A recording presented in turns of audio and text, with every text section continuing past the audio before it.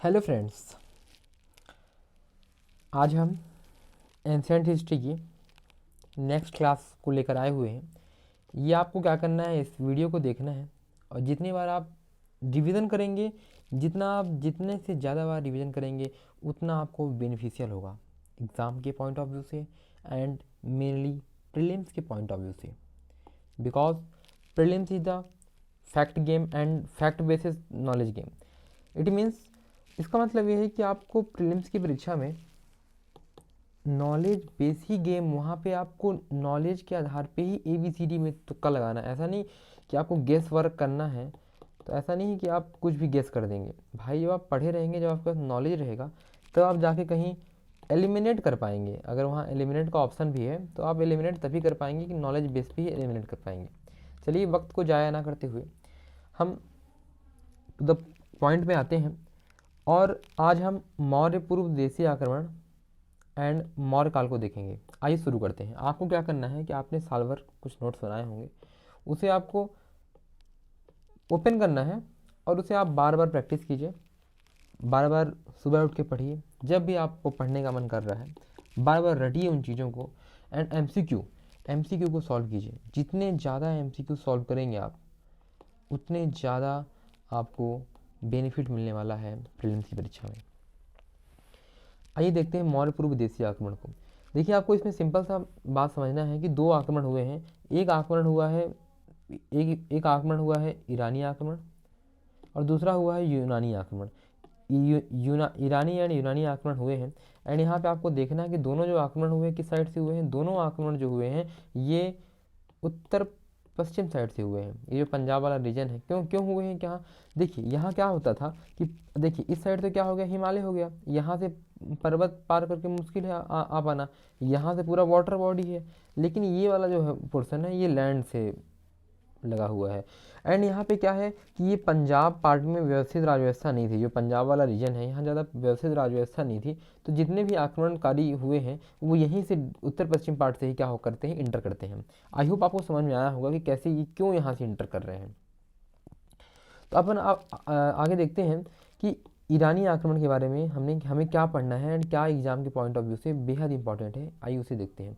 देखिए, ईरानी आक्रमण में आपको ये देखना है कि भारत पर प्रथम विदेशी आक्रमण ईरानियों का हुआ, हकमनी वंश द्वारा हुआ। आपको एकदम यहाँ से टू द पॉइंट क्वेश्चन आ सकता है कि प्रथम विदेशी आक्रमण किसका हुआ है। तो प्रथम विदेशी आक्रमण जो है तो हुआ है ईरानियों का हुआ है। और ये किसका था? हकमनी वंश का साम्राज्य था, उन्होंने किया था। नेक्स्ट आपको देखना है कि प्रथम आक्रमण किसने किया? साइरस द्वितीय ने किया। हकमनी वंश का संस्थापक था साइरस द्वितीय। भारत पर देखिए, हाँ, साइरस द्वितीय ने किया तो आक्रमण, लेकिन इसका जो आक्रमण था वो सफल नहीं हुआ। सफल आक्रमण किसका हुआ? डेरियस प्रथम का सफल आक्रमण हुआ। किसका सफल आक्रमण हुआ? डेरियस प्रथम का जो है तो सफल आक्रमण हुआ। ये आपको याद रखना है, ठीक है। देन आपको देखना है, PYQ में पूछा गया है कि भारत के पश्चिमी क्षेत्र को विजित कर लेता है डेरियस प्रथम एंड भारत के पश्चिमोत्तर भाग को जीता एंड ईरान का 20वां प्रांत बनाया। इसने क्या किया? डेरियस प्रथम ने भारत का प्रथम सफल आक्रमण किया। एंड जो पश्चिमोत्तर वाला जो पार्ट था ना, यहाँ आपको मैं दिखाऊं, ये जो पश्चिमोत्तर वाला पार्ट था भारत का, इसको जीत करके ईरान का, किसका? ईरान का, क्योंकि यहाँ ईरानी आक्रमण हो रहा है तो ईरान का ये क्या करता है? 20वां प्रांत बनाता है। ये आपको याद रखना है, ये एग्जाम के पॉइंट ऑफ व्यू से बेहद इंपॉर्टेंट है। यहाँ से 300 टैलेंट स्वर्ण की प्राप्ति हुई है। प्रभाव क्या है? प्रभाव क्या पड़ा ईरानी आक्रमण का? तो खरोष्टी लिपि आपको याद रखना पड़ेगा। खरोष्टी लिपि का जन्म जो ईरानी अरमाइक लिपि से विकसित हुई। खरोष्टी लिपि किससे विकसित हुई है? अरमाइक लिपि से विकसित हुई है, ये आपको याद रखना है। ओके, मौर्य कला पर ईरानी प्रभाव देखे जा सकते हैं, ठीक है। तो आपको मैं एक समरी दूं अगर कि ईरानी आक्रमण में आपको क्या याद रखना है, तो फ्रेंड्स आपको ये याद रखना है कि प्रथम विदेशी आक्रमण था, पहली बात। दूसरा आपको याद रखना है कि प्रथम जो आक्रमण होता है साइरस द्वितीय का होता है, लेकिन जो प्रथम सफल आक्रमण होता है और डेरियस प्रथम का होता है। आपको ये नाम याद रखने पड़ेंगे क्योंकि यहीं से क्वेश्चन बनते हैं। आपको याद रखना पड़ेगा कि डेरियस प्रथम ने जब आक्रमण किया तो 20वां प्रांत बना लेता है जो पश्चिमोत्तर पार्ट को। Got it. एंड खरोष्टी लिपि का जन्म होता है जो कि ईरान के अरमाइक लिपि से क्या है? प्रेरित है। ओके, आपको पूछा जा सकता है ये मौर्य कला पर किसका प्रभाव देखा जाता है? मौर्य कला पर ईरानी प्रभाव देखा जाता है। ओके, नेक्स्ट है यूनानी प्रभाव, यूनानी आक्रमण। देखिए, पहला जो विदेशी आक्रमण था क्या था? ईरानी आक्रमण। दूसरा क्या था? यूनानी आक्रमण। आपको ऐसे याद रखिएगा कि ईरानी, ई पहले आता है एंड यू बाद में आता है। तो पहला जो आक्रमण हुआ है क्या हुआ है? ईरानी आक्रमण हुआ है। ओके, पहला आक्रमण क्या हुआ, ईरानी आक्रमण हुआ है। नाउ अब हम आते हैं यूनानी आक्रमण के ऊपर। यूनानी आक्रमण में आपको याद रखना है कि जो फिलिप था, फिलिप जो सिकंदर का पिता था, सिकंदर का पिता कौन था, फिलिप था, 359 बीसी में मकदूनिया का शासक बना, ओके, जिसकी हत्या 329 बीसी में कर दी गई। ये बहुत ही शॉर्ट नोट्स हैं, आप इसे जितनी बार इस वीडियो को आप देखेंगे उतनी बार आपको खुद के अंदर कॉन्फिडेंस आएगा कि आपने, हाँ, आपकी जो प्राचीन इतिहास है मतलब ऑलमोस्ट कंप्लीट हो गई है, ऐसा आपको लगेगा। और हालांकि जितनी बार आप इस वीडियो को देखेंगे एंड एमसीक्यू सॉल्व करेंगे आप, घटना चक्र एंड पीवाईक्यू जिस भी स्टेट का आप दे रहे हैं एग्ज़ाम, बीपीएससी, यूपीएससी, एमपीपीएससी और सीजीपीएससी, यूकेपीएससी, यूपीएससी, जितनी बार आप एमसीक्यू सॉल्व करेंगे उतनी ज़्यादा आपको बेनिफिट मिलने वाला है। आइए देखते हैं यूनानी आक्रमण को। यूनानी आक्रमण को याद रखना है, जो फिलिप था सिकंदर का पिता था एंड 359 बीसी में मकदूनिया का शासक बनता है। इसकी हत्या 329 बीसी में कर दी जाती है। अब क्या होता है, जब फिलिप की हत्या हो जाती है 329 बीसी में, तो 329 में ही कौन बनते हैं भैया, सिकंदर बन जाएंगे 20 वर्ष की आयु में। मकदूनिया का शासक कौन बन गया, सिकंदर बन गया। अब सिकंदर जो है वो अरस्तु का शिष्य है, याद रखिएगा। यहाँ प्रश्न आता है कि सिकंदर का गुरु कौन था, अरस्तु था। सिकंदर का पिता कौन था, फिलिप था। सिकंदर कब गद्दी पे बैठा, ये भी पूछा गया है क्वेश्चन। सिकंदर 329 में 20 वर्ष की आयु में गद्दी पर बैठता है, ओके। नेक्स्ट, सिकंदर का विश्व विजेता के उद्देश्य से भारत के पश्चिमोत्तर भाग से प्रवेश करता है। वही मैंने जो समझाया, पश्चिमोत्तर पहाड़। यह हिंदुकुश को पार करते हुए तक्षशिला का राजा आम्भी का सामना किया एंड आम्भी ने आत्मसमर्पण कर दिया। आम्भी जो राजा रहता है, यहाँ से प्रश्न आता है कि सिकंदर की विजय क्रम में किस राजा ने, कहाँ के राजा ने आत्मसमर्पण किया। तो आपको याद रखना पड़ेगा कि तक्षशिला के राजा आम्भी ने क्या किया था, आत्मसमर्पण कर दिया था, ओके। देन पंजाब के शासक राजा पोरस, पुरु के पास, इसमें क्या होता है कि राजा पोरस और सिकंदर का युद्ध होता है, जो कि झेलम का युद्ध के नाम से जाना जाता है। इसे यूनान में क्या बोलते हैं, हाइडेस पीच का युद्ध के नाम से जानते हैं। ये राजा जो पोरस था वो वीरता से लड़ता है एंड सिकंदर ने आधा साम्राज्य रिटर्न कर दिया एंड सहयोग से आगे बढ़ने का सोचा। इसने, जब राजा पोरस पंजाब के शासक जो होते हैं, देखिए पहले तो तक्षशिला का राजा आम्भी क्या कर देता है, आत्मसमर्पण कर दिया। देन पंजाब का जो शासक था, उसी क्रम में उनकी विजय के क्रम में पंजाब का जो शासक था राजा पोरस का सिकंदर के साथ जब होता है युद्ध, तो राजा पोरस बहुत ही वीरता के साथ लड़ते हैं एंड इस युद्ध का नाम क्या होता है, झेलम का युद्ध या फिर हाइडे स्पीच का युद्ध बोला जाता है इसे। इसमें क्या होता है कि सिकंदर ने आधा साम्राज्य रिटर्न कर दिया एंड सहयोग से आगे बढ़ने का सोचा, ओके। सिकंदर की सेना ने व्यास नदी को पार करने से मना कर दिया। 19 माह तक भारत में रुका रहा, ठीक है। 325 बीसी में वह वापस लौट गया। देखिए इसमें क्या होता है, आपको याद रखना होगा कि 19 माह तक क्या होता है कि भारत में रुका था, व्यास नदी को पार करने से मना कर दिया किसी सिकंदरी सेना ने। आया तो व्यास नदी तक, लेकिन व्यास नदी को पार करने से इसकी सेना मना कर देती है।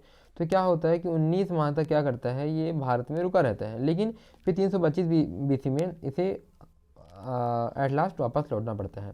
वापस लौटने के क्रम में दो मार्ग चुनते हैं, एक जली मार्ग वाली सेना, एक स्थल मार्ग से लौटता है। इस स्थल मार्ग से सिकंदर लौटता है एंड जली मार्ग से मिरियाकस के नेतृत्व में, किसके नेतृत्व में, क्वेश्चन आता है कि जली मार्ग से निकलने वाली जो सेना थी वो किसके नेतृत्व में गई थी, तो मिरियाकस के नेतृत्व में गई थी, और स्थल माले मार्ग से सिकंदर के नेतृत्व में गई थी, ठीक है। देन नेक्स्ट आपको याद रखनी है चीज़ें कि 329 बीसी में क्या होता है, सिकंदर की मृत्यु हो जाती है। कब, 329 बीसी में सिकंदर की मृत्यु बेबीलोन में हो जाती है। पीवाईक्यू में आ चुका है, आपको बार बार याद करना पड़ेगा। 33 वर्ष की आयु में हो जाती है। अब इसका प्रभाव क्या पड़ता है, निकैया बहुकेफला शहर बसाया इसने, ठीक है। गांधार शैली का विकास हुआ, भारत का एकीकरण हुआ है, भारत का एकीकरण देखा जा सकता है, यूनान के साथ संपर्क बढ़ा है। ये आपको ईरानी आक्रमण और यूनानी आक्रमण आई होप आपको समझ में आ गया होगा।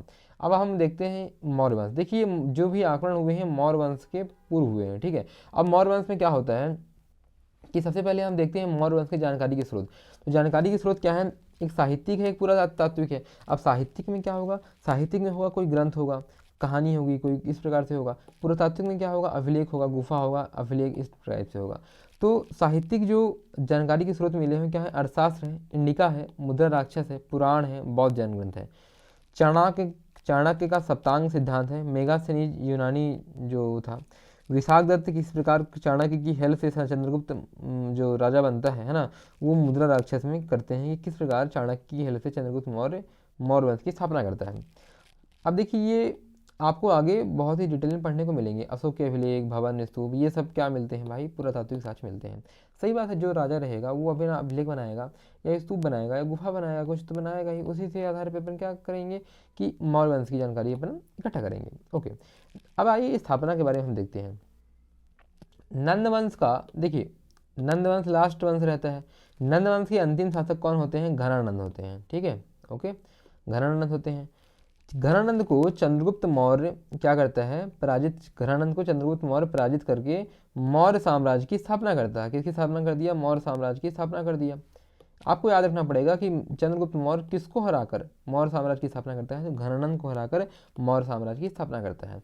चाणक्य या कौटिल्य चंद्रगुप्त मौर्य के गुरु थे। ओके, चाणक्य जो थे चंद्रगुप्त मौर्य के गुरु थे, जिसकी सहायता से नंद शासक को चंद्रगुप्त ने हराया। कौटिल्य जो थे विष्णुगुप्त के नाम से भी विख्यात थे। ये आपको याद रखने वाली चीज़ें हैं कि जो कौटिल्य हैं वो किसके नाम से विख्यात हैं, कौटिल्य जो हैं विष्णुगुप्त के नाम से विख्यात हैं। इन्होंने इनकी जो अर्थशास्त्र नामक जो पुस्तक है, इसमें क्या बताया गया, शासन के सिद्धांत और अभ्यास की पुस्तक है ये। मंडल सिद्धांत जो विदेशी नीति, मंडल सिद्धांत क्या है, जो विदेश नीति की व्याख्या करता है। सप्तांग सिद्धांत में क्या है, राजा के बारे में बताया गया है, अमात्य के बारे में बताया गया है, जनपद के बारे में बताया गया है, दुर्ग के बारे में बताया गया है, कोष के बारे में बताया गया है, दंड के बारे में बताया गया है एंड मित्र के बारे में बताया गया है। देखिए यहाँ तक तो सब पढ़ेंगे कि नंद वंश को घनानंद लास्ट था, देन चंद्रगुप्त मौर्य हरा करके मौर्य साम्राज्य की स्थापना करता है। लेकिन ये जो अर्थशास्त्र के बारे में यहाँ से क्वेश्चन बन सकता है और बने भी हैं। आप PYQ उठा के देखिए, डिफरेंट PSC में बने भी हैं। क्या बने हैं, अर्थशास्त्र, शासन के सिद्धांत। देखिए अर्थशास्त्र के बारे में सप्तांग सिद्धांत ऐसे पूछ सकता है कि अर्थशास्त्र से इन चारों में कौन कौन जो है तो सुमेलित है। देखिए आपको याद रखना पड़ेगा कि शासन के सिद्धांत व अभ्यास की पुस्तक है। मंडल सिद्धांत जो विदेश नीति की व्याख्या करता है। सप्तांग सिद्धांत राजा, अमात्य, जनपद, दंड, मित्र, कोष, दुर्ग, इस प्रकार से। देन आपको देखना है चंद्रगुप्त मौर्य के बारे में। चंद्रगुप्त मौर्य क्या होता है, बौद्ध जैन ग्रंथ में चंद्रगुप्त को क्षत्रिय कहा गया है। बौद्ध जैन ग्रंथ में क्या कहा गया, क्षत्रिय बताया गया है, जबकि मुद्रा राक्षस पुराण में शूद्र बताया गया है। मुद्रा राक्षस किसने लिखा, विशाख दत्त ने लिखा। जस्टिस एट्रेफे ने सेंट्रोकोटस एंड एपियन प्लूटार्क ने एंट्रोकोटस, ये यूनानी साहित्य हैं। ये पीछे से पूछा गया क्वेश्चन है कि जस्टिस एट्रेफे ने एंट्रोकोटस वर्ड किसके लिए यूज किया है, सेंट्रोकोटस वर्ड तो चंद्रगुप्त मौर्य के लिए किया है, और एंट्रोकोटस एपियन प्लूटार्क ने भी इसी के लिए किया है। ये पता नहीं था किस शासक के लिए यूज किया गया है। देन विलियम जोन्स के नेतृत्व में एशियाटिक सोसाइटी की स्थापना की गई, जिसमें पता चलता है कि चंद्रगुप्त मौर्य के लिए ही यूज किया गया था। सेल्यूकस से युद्ध 305 BC में चंद्रगुप्त मौर्य सेल्यूकस से युद्ध होता है।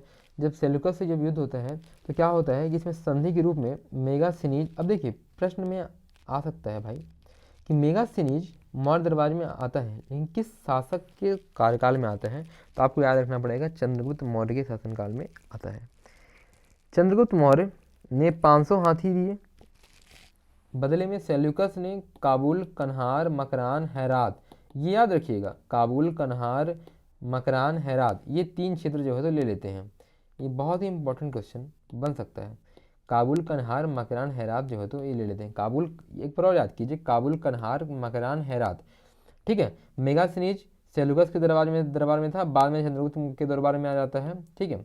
सेल्यूकस की जो पुत्री हेलेन रहती है, इसका विवाह चंद्रगुप्त मौर्य के साथ किया जाता है। ये 3 संधि की जाती है। मेगासिनीज आ जाएगा, दिन आ जाएगा 500 हाथी जो है तो के बदले काबुल, कन्हार, मकरान, हेरात मिल जाएंगे चंद्रगुप्त मौर्य को।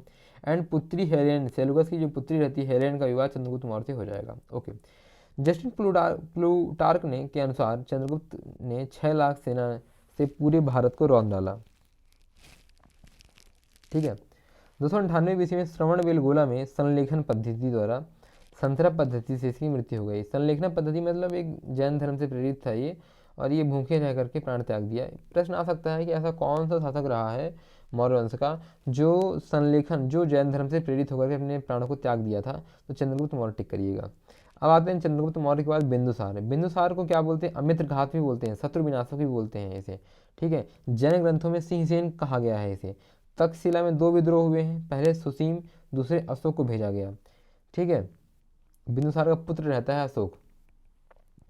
सीरिया शासक एंटियोकस के पत्र से पता चलता है कि सूखी अंजीर मंगाया करता था, ये अंगूरी शराब दार्शनिक मंगाया करता था। इन दोनों को भेजा गया पत्र, ठीक है। मिस्र के राजा टॉलमी द्वितीय फिलाडेल्फस ने डायोनिसिस राजदूत को बिंदुसार के दरबार में भेजा। डिमकेस बिंदुसार के दरबार में रहता था। डिमेकस, ये प्रश्न आ सकते हैं भाई कि डिमेकस किसके दरबार में रहता था, मेगास्थनीज किसके दरबार में रहता था, मेगास्थनीज कहाँ से आया था। इस टाइप से क्वेश्चन पे एग्जाम में बन सकते हैं। देन अपन देखते हैं अशोक के बारे में। इसको देवानाम प्रियदर्शी भी कहा गया, हिंदू धर्म का द्योतक है ये, ठीक है। 269 बीसी में राजा बनता है। पहले अवंती क्षेत्र को राज्यपाल था, बाद में यहाँ से प्रश्न बन सकता है, तो कौन सा राजा था जो अवंती क्षेत्र का राज्यपाल था, बाद में मौर्य साम्राज्य का राजा बन गया, तो अशोक था। अशोक का नाम मास्की गुर्जराभिलेख से पता चलता है। ये IAS के एग्जाम में पूछा जा चुका क्वेश्चन है।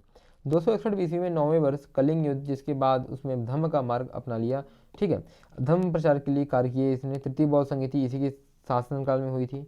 बौद्ध संगीति मैंने पिछली क्लास में पढ़ा चुका है, उसे आप बार बार रिवीजन करें। रिवीजन करेंगे जितना, उतना आपसे बनेगा। जितना कम रिवीजन रहेगा उतना आपको कम कॉन्फिडेंस रहेगा, और आप जो टिक करेंगे तो उसमें हचकिचाएंगे कि ए मारूं कि बी मारूं या सी मारूं या डी मारूं। ओके। वृहद्रथ अंतिम मौर्य शासक था जिसकी हत्या पुष्यमित्र शुंग ने की थी। ये मौर्य सेनापति था। ये क्या था, मौर्य सेनापति ही था पुष्यमित्र शुंग, ठीक है। याद रखिएगा, अंतिम वृहद्रथ था शासक मौर्य वंश का। मौर्य प्रशासन को देखें अगर, तो राजा प्रशासन, अमात्य थे, तीर्थ रहते थे, समाहर्ता रहता था, सन्निधाता था, सीताध्यक्ष राजकीय कृषि भूमि का रखवाला था, पन्याध्यक्ष वाणिज्य विभाग देखता था, अक्षपटलाध्यक्ष महालेखाकार आदि देखता था, ठीक है। सैन्य विभाग में सेनापति, पैदल भी वाले सेना भी थे, हाथी भी थे, घुड़सवार भी थे, रथ भी थे। न्याय में क्या थे, धर्मस्थी भी थे, कंटक शोधन भी थे, दीवानी अदालतें भी थी, फौजदारी अदालतें भी थी। गुप्तचर संस्थाएं, संचार दोनों एक ही स्थान पर रहकर भी किया करते थे एंड घूम घूम कर भी किया करते थे।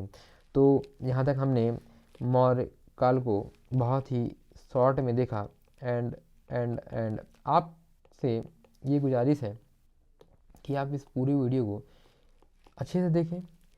पहले नॉर्मल वीडियो में देखें, नॉर्मल स्पीड में देखें, देन आप 1x 2x की स्पीड में देखें, एंड जितना ज़्यादा हो सके उतना ज़्यादा इसका रिवीजन करें, लाभ उठाएं, एंड जितने से ज़्यादा हो सकते हैं आप MCQ को प्रैक्टिस करें, ठीक है। आप परीक्षा के लिए बहुत अच्छे तरीके से पढ़ रहे होंगे, ये मैं आशा करता हूँ। मिलते हैं नेक्स्ट वीडियो में, तब तक के लिए धन्यवाद।